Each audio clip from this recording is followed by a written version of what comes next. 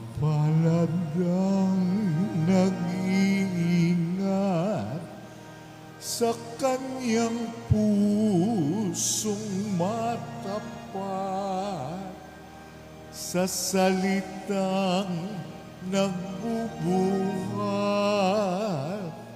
sa poong Diyos ng liwanag, sa tiyagay aning ganap.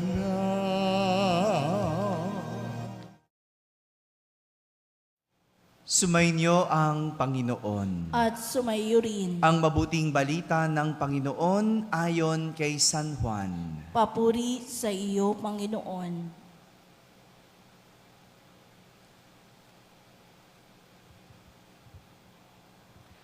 Noong panahong iyon, maraming makanakarinig kay Jesus ang nagsabi, "Tunay ngang ito ang propetang hinihintay natin. Ito nga ang Mesiyas," sabi ng iba. Ngunit sumagot naman ang iba pa, "Maaari bang magmula sa Galilea ang Mesiyas? Hindi ba sinabi ng kasulatan na magmumula ang Mesiyas sa lipi ni David at sa Bethlehem na bayan ni David ipanganganak?" Magkakaiba ang palagay ng mga tao tungkol sa kanya. Ibig ng ilan, nadakpin siya, ngunit wala namang nangahas, humuli sa kanya.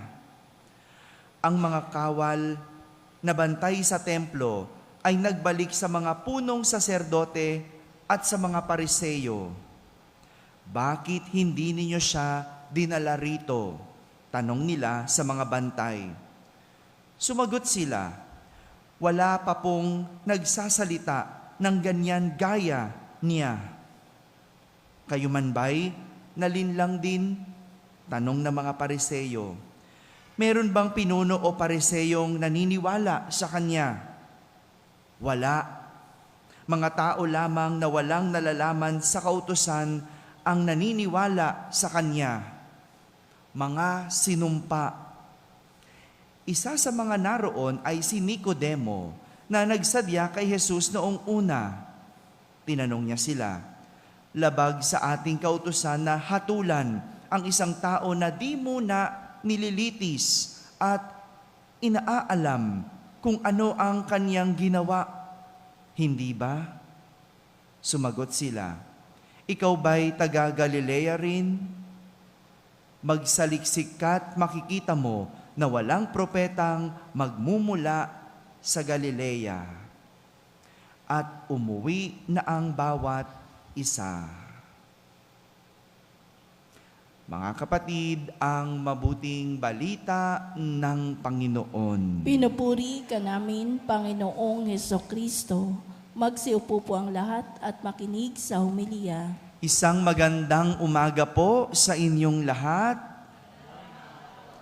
Pakibating katabi, magandang umaga.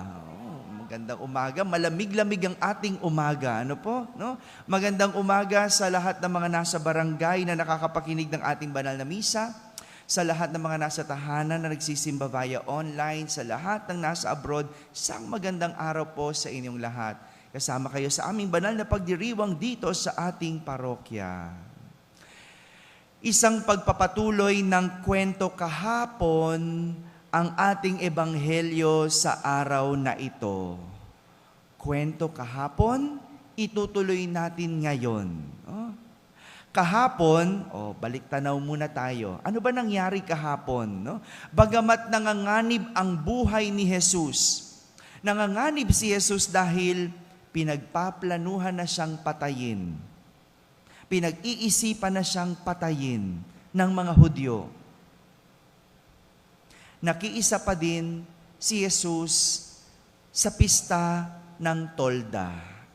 Pagdiriwang noon ng pista, kahit na siya'y papatayin, pumunta pa din siya at nakiisa sa pista ng tolda. Sa pagdiriwang na yon, nangaral si Jesus sa templo. Nagsalita siya, nangaral. At ang lahat ng nakarinig sa kanya ay namangha at nabilib. Tuloy natin ang kwento. Ngayon nga, lahat ng nakarinig, inisip na siya ay propeta.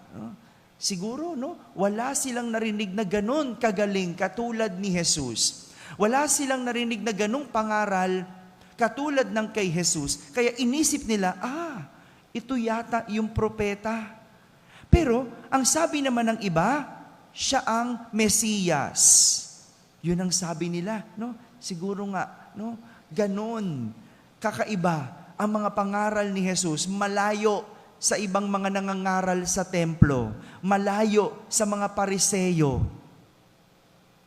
Ngunit, marami din ang nagduda kay Jesus.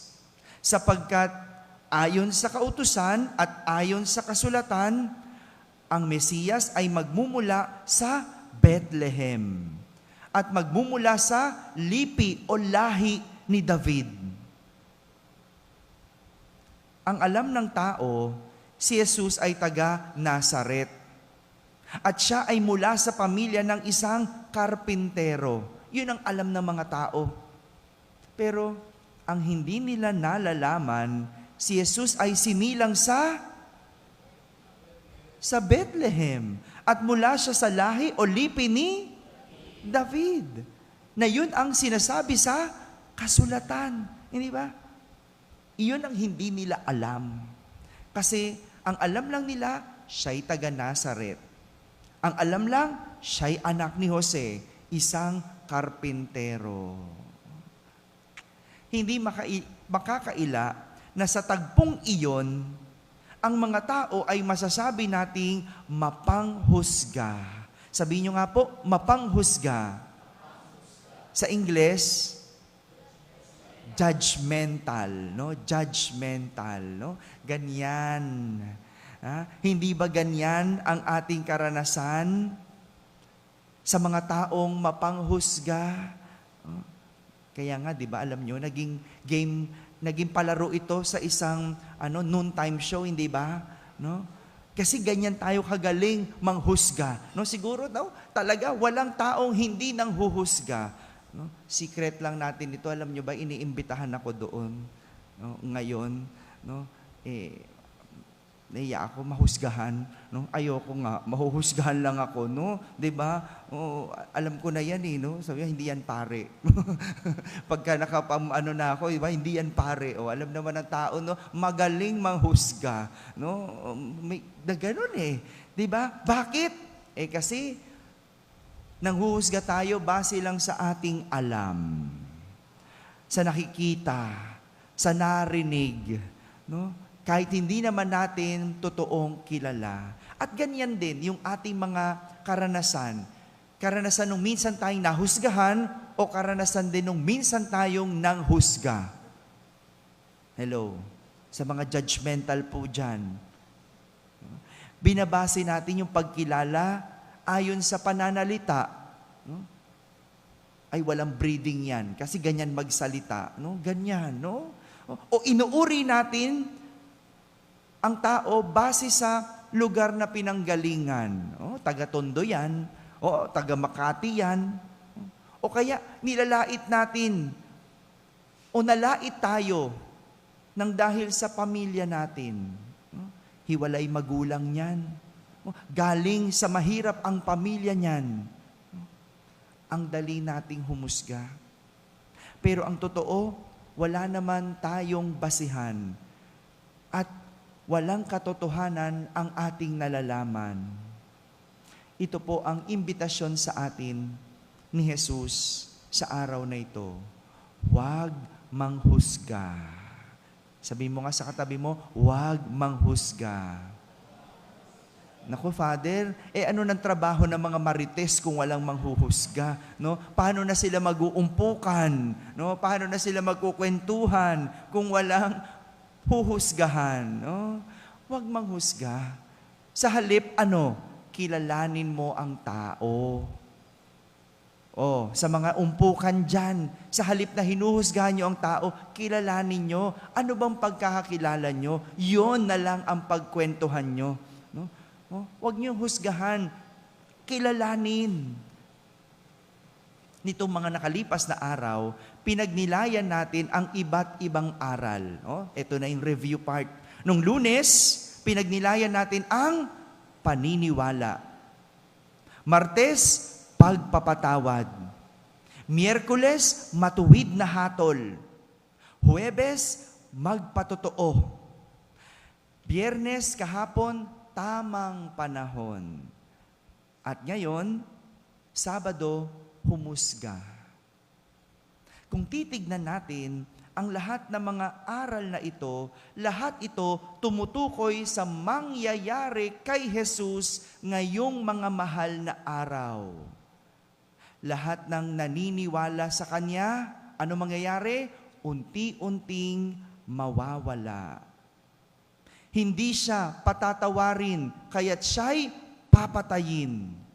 Sa halip na matuwid na hatol, anong nakuha ni Jesus? Baluktot ang naipataw na hatol sa Kanya.